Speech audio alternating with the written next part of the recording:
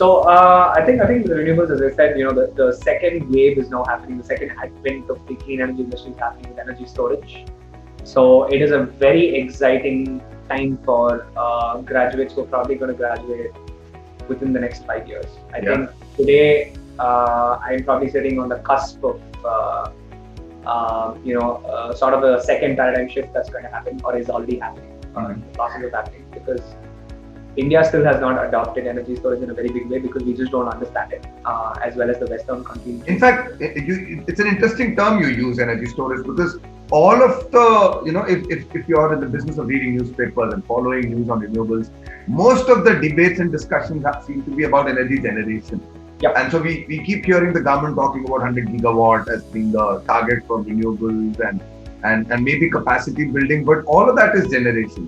And what you're talking about is something, entirely different. Exactly. And you're talking about it as a second wave. So clearly, I mean, this is where the future is going to be. Absolutely. I can't put it in better words than you just did.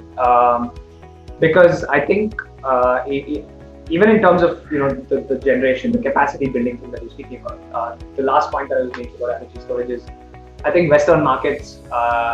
I think Australia is also considered Western, but Western markets in general have been more advanced in terms of matching the generation to the demand, which I don't think India has succeeded, and that's why, because we still are using legacy systems left behind by the British, or we at least follow the same norms, whereas everybody else has moved forward in terms of having very advanced matching. It's called demand side matching, it's called load to demand matching. Or demand to generation. So there are different matching parameters. Right? You have a very dynamic grid that's been working, and the West has capitalized on that with energy storage. Whereas in India today, I think of course, the Prime Minister of the country set a target and we want to go after that target and do it. I do have concerns about it in the sense that quality is going to be a big issue that people have to watch out for. But in terms of job opportunities and career opportunities for people to be a part of, I think India is so-called next frontier. Because if people had, the easiest thing to say is just a couple of days ago, Tesla announced its arrival in India. Correct. They did not have like a manufacturing facility here yet or an R&D facility here yet, but I think that sort of commitment from a company like Tesla in India should give Indians confidence enough to come back to the country and work as part of that value chain. Absolutely. Or even if you don't leave the country for that matter. I think this is very encouraging news to be like, hey, you know what? I think I can be a part of this new wave. Right? You're looking at electric vehicles, which is again going to be like very hand in hand. To be honest, the West has already started considering electric vehicles as another form of storage. They have a specific application called vehicle to grid, where your vehicle functions as a vehicle for mobility, but then if you want to put back energy back into your house, for example, vehicles provide power. Which India is actually sitting on the cusp of that as well. But I don't know if we have a very solid roadmap on how to execute it, which I think we should be focusing on. But this provides more opportunities for talent that go from this country abroad to come back and really contribute.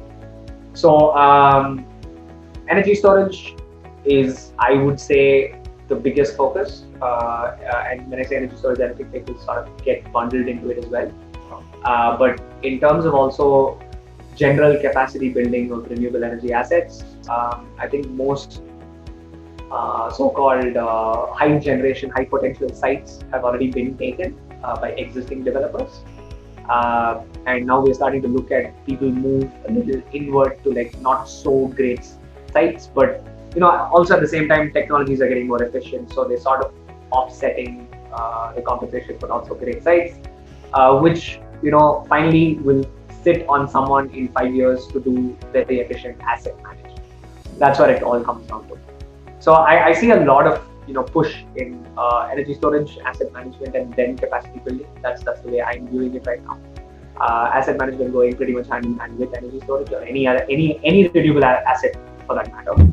And I think I wouldn't be surprised if, I know China, for example, has been announcing some pretty heavy unsubsidized renewable power doing really well, which India has already started doing at this point.